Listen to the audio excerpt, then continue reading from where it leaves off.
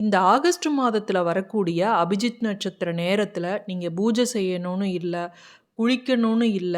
நீங்க இந்த ஒரே ஒரு இலை இருந்ததுன்னா போதும். இந்த இலை மீது தீபம் ஏத்தணும்னு கூட அவசியம் இல்ல. வீட்ல விளக்கேத்தி வச்சு நீங்க இந்த வழிபாட செய்யுங்கன்னு நான் சொல்லல. ரொம்ப எளிய வழிபாடு. இதுக்கு நீங்க காசு கொடுத்து எந்த பொருளும் கடையில வாங்கணும்னு இல்ல.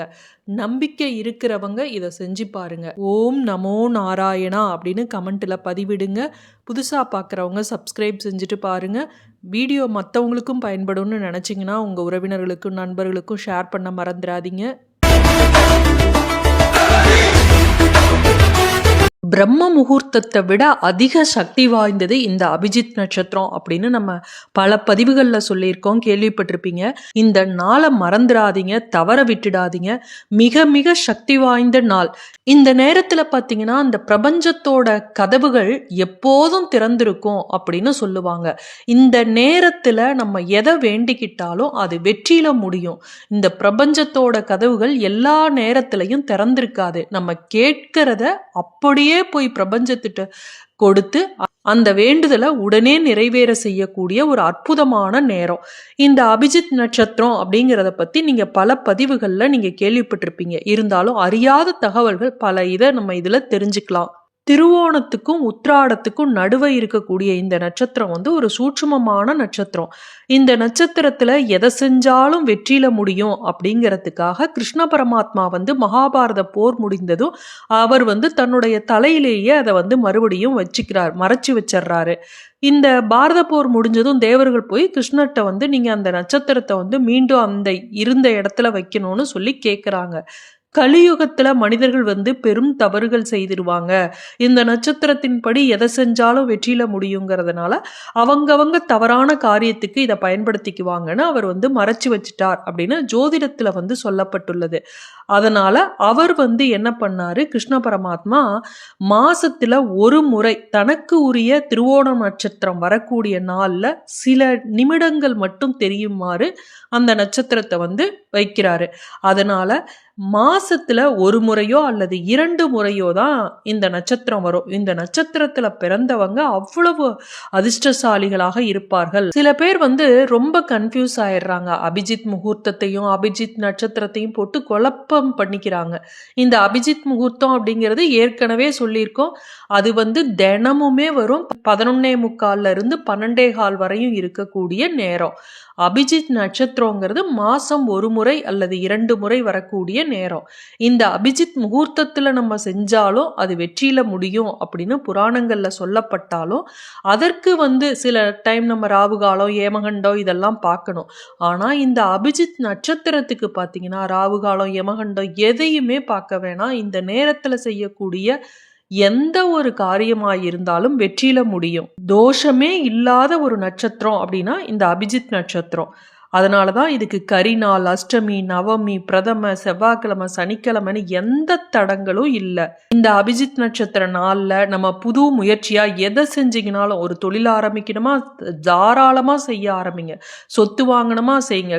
கையெழுத்து போடணுமா, ஏதாவது வீடு நிலம் இதில் உங்களுக்கு நல்ல நாள் பார்க்கணும்னு நினச்சிங்கன்னா இந்த அபிஜித் நட்சத்திரத்தில் போடுங்க. வீடு குடி போகிறதுக்கு, பதவி ஏற்பு, இப்படி எது வேணும்னாலும் இந்த அபிஜித் நட்சத்திர காலத்தை பயன்படுத்திக்கிறது ரொம்ப வெற்றியை தரும். ஜித் அப்படின்னாவே வெற்றி அப்படின்னு சொல்லுவாங்க. அபிஜித் அப்படின்னா சிறப்பான வெற்றி, மிகப்பெரிய வெற்றி அப்படின்னு சொல்லுவாங்க. இந்த அபிஜித் நட்சத்திரத்தை ஸ்ரீ கிருஷ்ணர் சூடிக்கொண்டு முதல்ல காட்சி அளித்த திருத்தலம் அப்படின்னா திருக்கண்ணபுரம். அங்க போய் வழிபட்டோம் அப்படின்னா நம்ம கேட்டது அனைத்தும் நடக்கும்.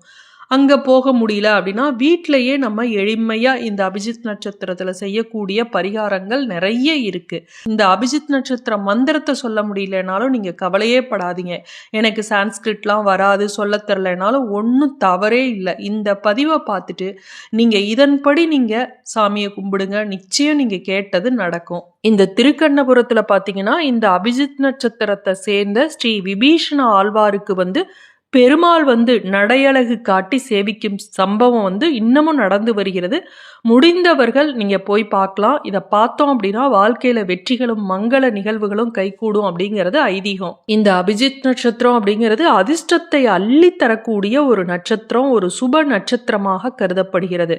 இது நம்ம எப்பவும் இருக்கக்கூடிய 27 நட்சத்திரங்கள்ல இது சேர்க்கப்படாது. 28வது நட்சத்திரமாக இருக்கு. இந்த நட்சத்திரம் எப்படி இருக்கும் வானத்துல அப்படின்னு பாத்தீங்கன்னா, ஒரு வெற்றி கொடி மாதிரி இருக்கும். அது வெற்றி கொடி மாதிரி இருக்கிறதுனாலயோ என்னமோ நமக்கு வெற்றியை அள்ளி தருகிறது.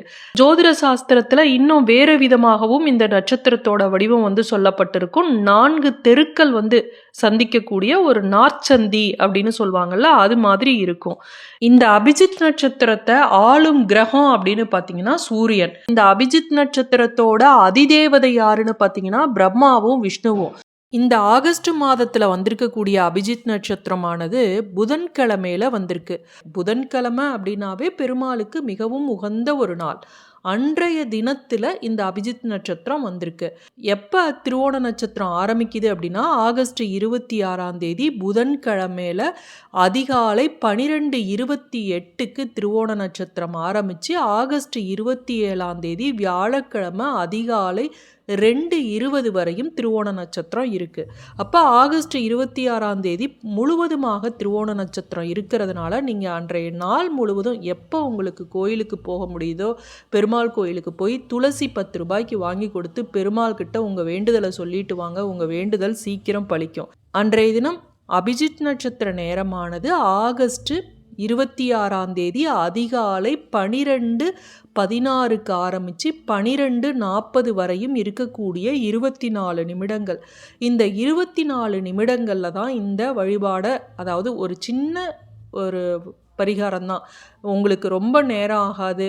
இதுக்கு நீங்கள் குளிக்கணும்னு அவசியம் இல்லை, பூஜை செய்யணும்னு அவசியம் இல்லை. ஏன்னா நடுராத்திரியில் வருது. அந்த நேரம் வரையும் நீங்கள் தூங்கலை அப்படின்னா நீங்கள் அப்படியே இந்த வழிபாடை செய்யலாம்.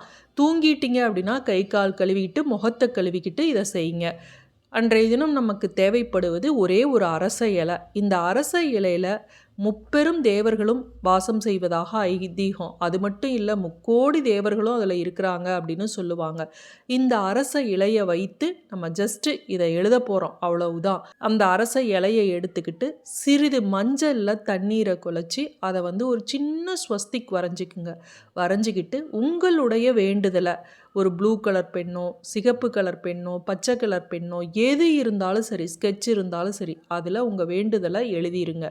எழுதிட்டு இதை நீங்கள் கையில் வச்சுக்கிட்டு உங்களுடைய குலதெய்வத்தையும் இஷ்ட தெய்வத்தையும் வேண்டிக்கிட்டு பெருமாளை மனதார நினச்சிக்கிட்டு அபிஜித் நட்சத்திர மந்திரம் தெரியும் அப்படின்னா, ஏற்கனவே நான் பல பதிவுகளில் சொல்லியிருக்கேன். ஆகமாந்து தீர அப்படின்னு ஆரம்பிக்கும் இல்லையா, மேலே டிஸ்கிரிப்ஷன்லையும் கொடுத்துருக்கேன். இந்த மந்திரத்தை சொல்லுங்கள். சொல்ல தெரியலனாலும் தவறே இல்லை. ஓம் நமோ நாராயணா அப்படிங்கிற இந்த 8 எழுத்து மந்திரத்தை சொன்னீங்கன்னாவே போதும். இதை சொல்லி நீங்கள் உங்கள் வேண்டுதலை சொல்லிட்டு இதை அப்படியே நீங்கள் சுவாமிகிட்ட 24 நிமிடங்கள் அங்கேயே வச்சு உங்களால் முடிஞ்ச அளவு ஓம் நமோ நாராயணான்னு சொல்லுங்கள். அதை சொல்லிட்டு நீங்கள் இதை உங்கள் தலையணைக்கு அடியில் வச்சு படுத்தரணும். ஒவ்வொரு நாளும் அதில் இருக்கக்கூடிய வேண்டுதலை சொல்லிட்டு நீங்கள் படுக்க போகிறதுக்கு முன்னாடி வேண்டிக்கிட்டு படுங்க. இந்த நாளில் அபிஜித் நட்சத்திர நாளில் நம்ம செய்யக்கூடிய எந்த செயலுமே வெற்றியில் முடியும். உங்கள் வேண்டுதலும் கூடிய சீக்கிரம் வெற்றியில் தான் முடியும்.